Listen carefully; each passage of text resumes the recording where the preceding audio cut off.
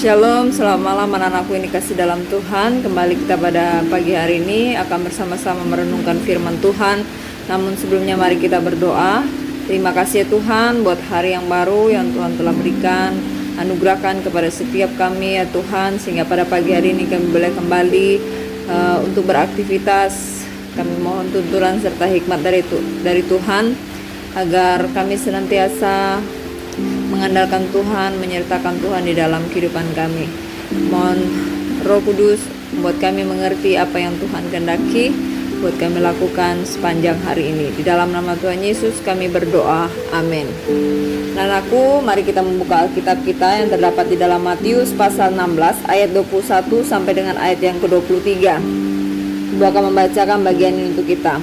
Sejak waktu itu Yesus mulai menyatakan kepada murid-muridnya bahwa ia harus pergi ke Yerusalem dan menanggung banyak penderitaan dari pihak tua-tua, imam-imam kepala dan ahli-ahli Taurat, lalu dibunuh dan dibangkitkan pada hari ketiga.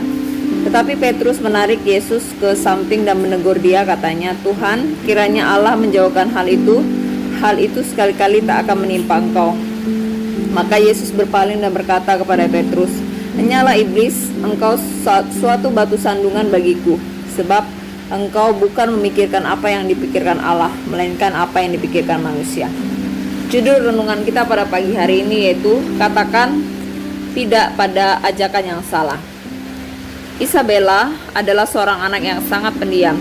Ia tidak pernah lebih dulu mengajak orang yang baru dikenalnya untuk berbicara, sehingga ia memiliki sedikit teman. Suatu hari ia dikenalkan dengan seorang anak yang pintar bergaul dan mempunyai banyak teman. Namun pergaulan mereka sangat buruk. Mereka suka menyontek, berbohong, dan sering bolos saat sekolah.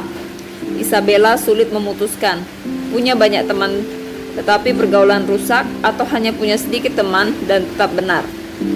Ia sadar bahwa berteman tidaklah salah, tetapi sadar juga bahwa pergaulannya yang buruk bisa merusak kebiasaan yang baik. Ini adalah keputusan yang harus diambil oleh Isabel. Yesus memberitahukan kepada murid bahwa ia akan menderita demi menyelamatkan manusia. Yesus datang ke dalam dunia ini adalah untuk menebus dosa manusia, karena manusia telah jatuh ke dalam dosa. Untuk menebus dosa manusia, Tuhan Yesus harus naik ke atas kayu salib. Jalan penderitaan adalah kehendak Allah bagi Yesus demi keselamatan manusia. Petrus tidak memahami hal tersebut, sehingga ketika ia menolak menyetujui jalan salib Yesus, ia sedang melawan kehendak Allah. Tidak heran kalau Yesus menghardik Petrus karena sedang menyuarakan godaan iblis untuk menjauhkan Yesus dari menempuh jalan salib dan melaksanakan kehendak Bapa.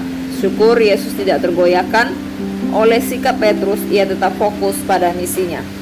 Kita perlu belajar dari sikap Yesus, di mana ia setia melaksanakan kehendak Allah dalam hidupnya tanpa terpengaruh dengan keinginan daging manusia atau menghindar dari kematian tersebut. Ia tegas dan teguh berkata tidak pada keinginan daging untuk bebas dari kematiannya untuk menebus dosa. Yesus menjadikan dirinya sebagai pusat dari sumber pembelajaran kita. Ia mengajarkan kita untuk tetap berjalan dalam jalur dan kehendak Allah. Jika kita diperhadapkan dengan hal-hal yang tidak sesuai dengan kehendak Tuhan, seperti ajakan teman-teman untuk berlaku curang dalam ujian, makan obat-obatan, pesta pora, seks bebas, maka kita harus berani berkata tidak pada hal-hal tersebut. Anak-anakku yang dikasih dalam Tuhan, jadikan Yesus teladan dalam berfokus pada panggilan Allah dan tidak membiarkan diri digoda untuk ambil jalan pintas, karena kamu akhirnya menang di dalam ketaatan melakukan kehendak Allah walaupun harga yang harus dibayar mahal. Demikian renungan kita pada pagi hari ini. Mari kita berdoa dan mengucap syukur. Terima kasih Tuhan, kami bersyukur untuk firman-Mu yang mengajarkan kami untuk berani berkata tidak pada hal-hal yang tidak benar.